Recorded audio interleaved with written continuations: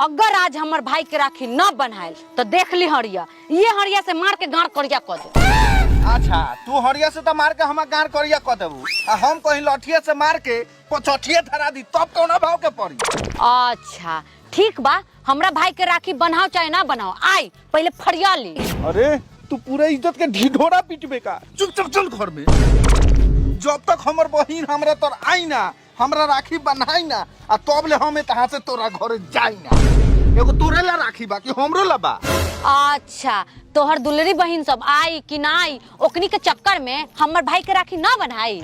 आई काहे ना बनाई जाना, तू तैयार होकर ना, तोरा तैयार होकर में 2-3 घंटा लग जाई, तब तक हमर बहिनो आ जाई, हमरा राखियो बना जाई, आ तू नैहरो चल जाई। ओहो रउआ लेखन हमरा मुंह में गोबर लागल बा का? हम तो 4 बजे भोरवा से तैयार बानी, चली रउआ रेडी हो जाई।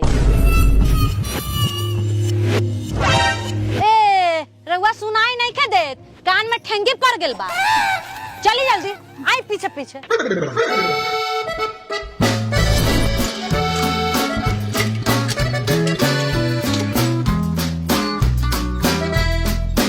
जा ई छोरा फेर सूत गेल बा का? ई दोनों बाप बेटा के चाल से तो औरो हम परेशान बानी।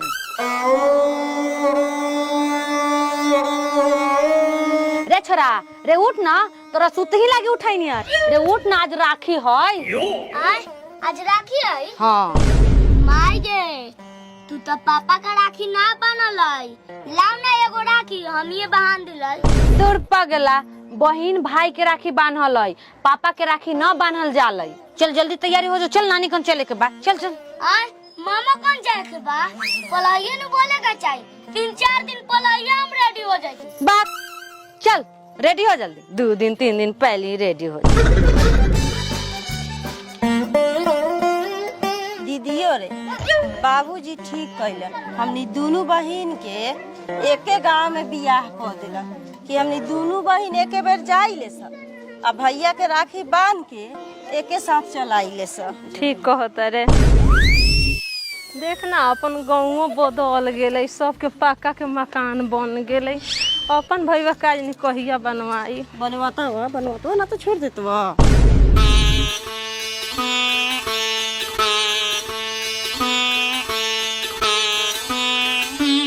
बा दीदियो आ गेल, आओ दीदियो जल्दी आओ कि हमरा राखी बन्हाओ आ हम मिठाई खाई, आ हमरो मेहरारू अपना भाई के नैहर राखी बांधे जाओ। लेट काहे को देले? गाड़िए ना मिलत रही बबू, से लेट हो गेल है। चल चल चल। पहना दिलियो तो खोबार न लगा ली, आगे लखे लकड़ी से खिल्ला बिल्ला करे। बैठ जल्दी, हमनी के राखिया बांध दी, ना तो लेट हो जाए न तो हमनी के घरे जाके गाड़ियों ना मिली। कौन भौजाई हमने के मानदान करे लगे 2-4 दिन रहे जे। भौजाई ना मानलो तो भाई मानलो नु। हाँ तो बैठ। हम तोहनी के माने वाला बानी, हम तोहनी के लाते खाने वाला बानी, सत भत्तरो सा।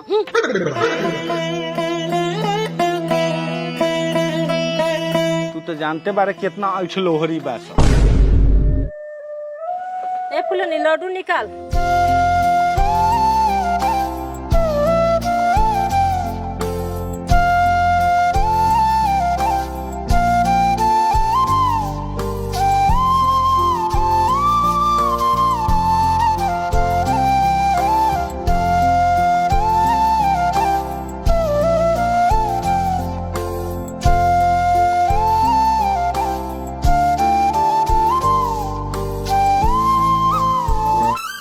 दीदी वो रहे दे, ज्यादा आरती देखेबे तो मुंह नु करिया हो जाए।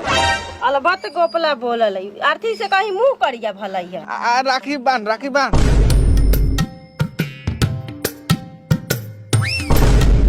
दीदियो बड़ी बड़का राखी लिया ले हा।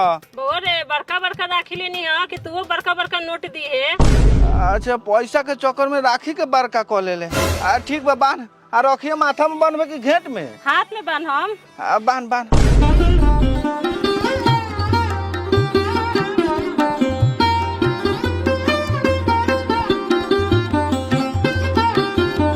दीदियो ये तो पूरा ढाल लेखा लागत हो, सबसे बढ़िया एगो साल ले आते और हा देते हमरा के। ए बउआ ऐसे नानू बोले के हईले मिठाई खो, हमनी के पैसा दे, हमनी के घरे जाके लेट होता। खियाओ।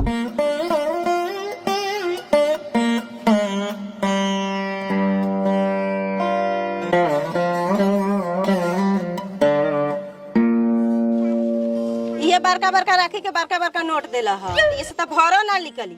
राखी या मिठाई के तो अलग दाम बा। हाय धरा अपन लमड़ी उठा के चलनी हमनी के टंगड़ी चल दीदी।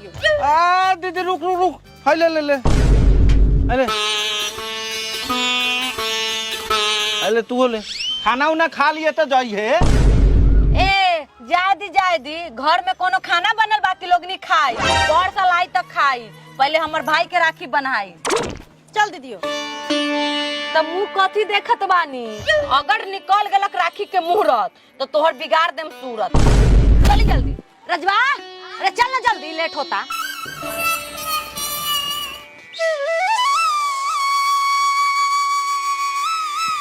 आवा बैठा साइकिल पर। आय हम हई खटारा साइकिल से नैहर जाए वाला बानी, चुपचाप कान खोल के हमर बात सुन ली। मुखिया जी के नया थार खरीदल है, जाई थार ले आई, हम थारे से नैहर जाए। अच्छा थार से जाबू, सबसे बढ़िया अपना बाबू के गांव से चल जा। अच्छा वोट फ्री में देवलिए, जल्दी जा तानी कि हमरा से कुछो चाहतानी। तो हम अकेले मांगे ना जाए, तू साथे चल। चली चल रजवा।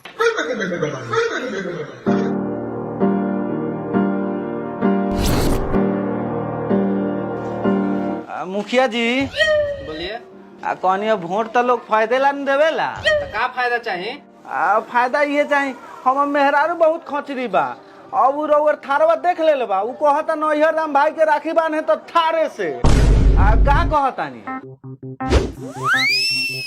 ठीक बा, तो और मेहरारू मांगता तो हम देयो देता नहीं, तू मांगता तो हम छुआऊ ना देती। अच्छा जैसे होके दे दिया तंगा ठीके रहे।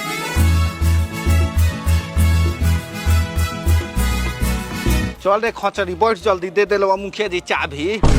हमरा तो सपना पूरा हो गलक थार पर बैठे के। चल चल बैठ। माई थार पगार धा दी। हाँ चल।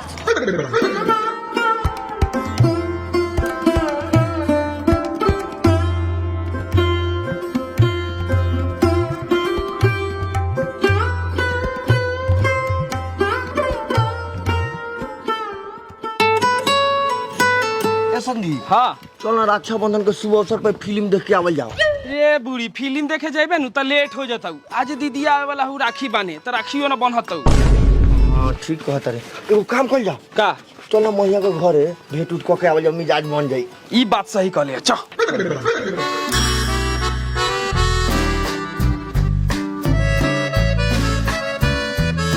हौ घरवा हौ, लेकिन हई बुढ़वा कौन हौ रे? एक बार जांच पड़ताल कर लिया का। हाँ कर।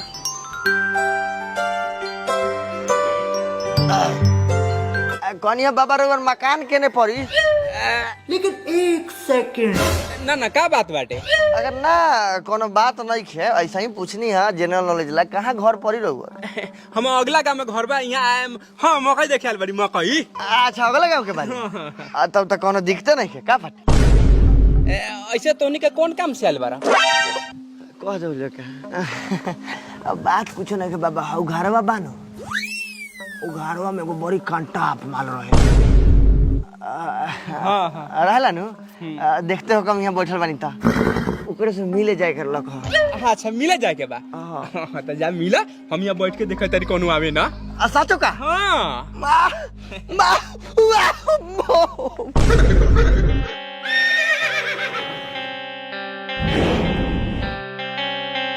साले आज माल से मिले जाए तारा, आज तोरा खा ला उधर दिले साले तू कही हो।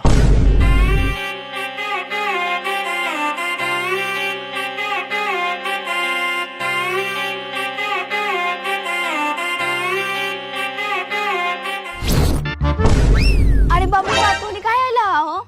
कहला नहीं हो, मिले के मन करे तो जुगाड़ लगा के चले नहीं। हाँ केहू देखी ता?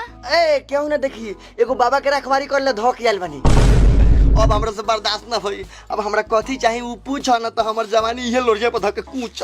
हम तो ना कुछ हम, लेकिन हम घर वाला देखी ना तो तोरा के जरूर कुछ के चटनी बना दी। बाप रे बाप, ऐसा बात बा का? हाँ ठीक बा, जाता नहीं तो एगो चुमा एगो धाय से दे दो। ए रमुआ सब विकास रखे ता जल्दी रे, घर में चढ़ घुसा लो साला, जल्दी आ।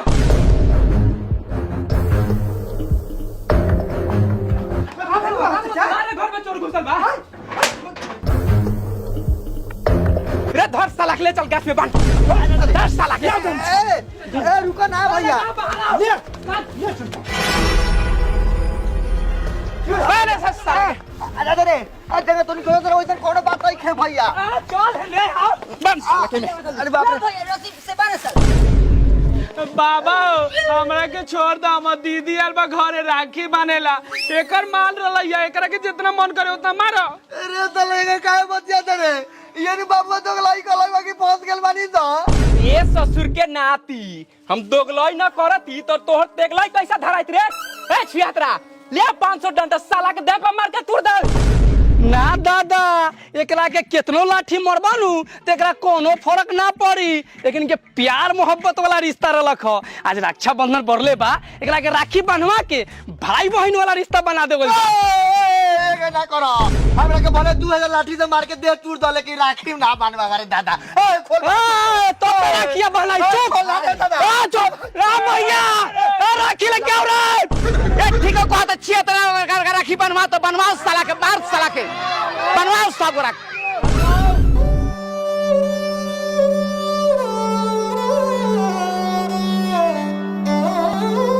अरे दादा ना भैया ना आएगा मत करो अत्याचार मत करो पाप लगता बा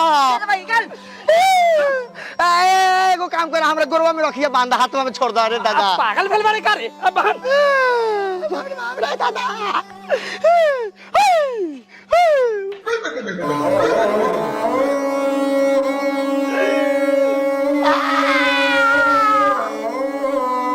एकरो के बहन हां भैया हेहू हाथ में बांध एगो गर्दनों में बांध लेकिन हमरा के जल्दी छोड़ दो हमर दीदिया घरे आइल बा राखी बनेला इंतजार करत होई बहन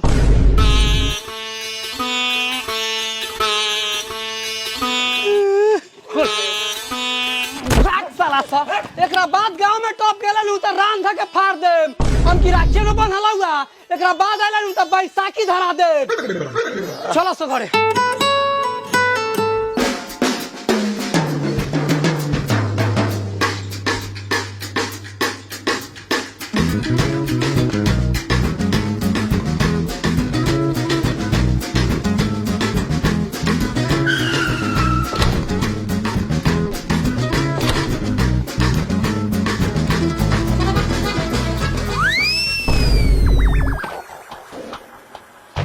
हई देखो तो एगो पगडंडी रस्तो रलख त इहो जोता बुआ के खेत बन गेल अब कथी से जाइबू ए चुप ज्यादा बिख ना पादू चलू पैदले ए पैदल ही जाए के रलख त हई थार काहेला ले आइलू ह ए चुपचाप चल हम कि लगा दी मल हम ऐसी एगो लेट हो गेल बा और ऊपर से और लेट करता चल जल्दी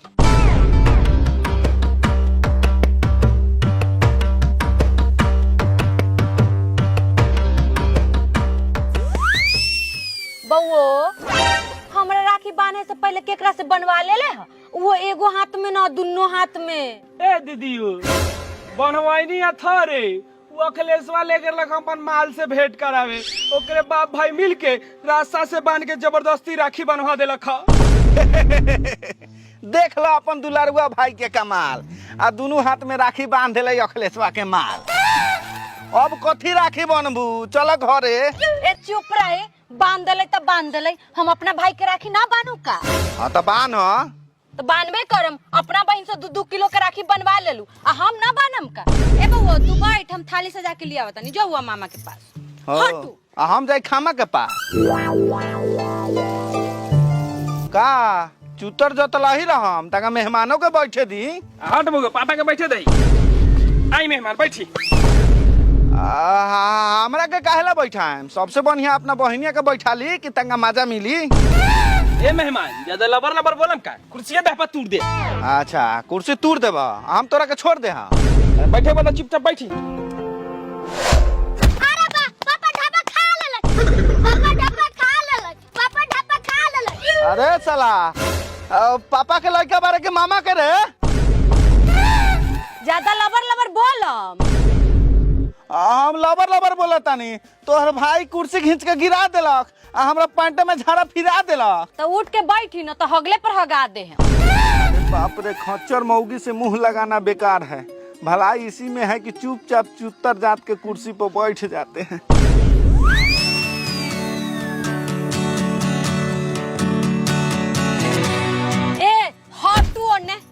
बउआ बैठ। आहे झोरा में मिठाई ना रलिया ना लिया नहीं का? भोर पर आगे नहीं हाँ। तब हम कथी खिया के अपना भाई के राखी बानू? आदमी तो फलो फूल खिया के राखी बांध सकता। दुगो अमदुर तुर दे बतानी उहे खिया के राखी बांध। अमरूद खिया के कौन राखी बांधल है? तू खिया के बांध रिकॉर्ड बन जाई। रुका तुर के लिया दे बतानी। जीजू साला बड़ दोगला बा। हैला खिया के बांध दा। ठीक बा, अभी तो हम खिया के बानिए देतानी, लेकिन रउआ घरे चली, ओकरा बाद हम तोरा के खियाए।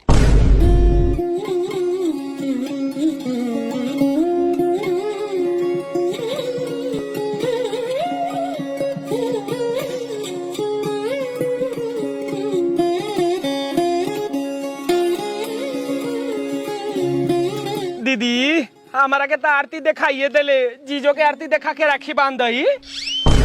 हाँ हमरो के राखी बांध दा। अब भैया से बियाह कल। ए चुपी, कथी बोलत रहिले?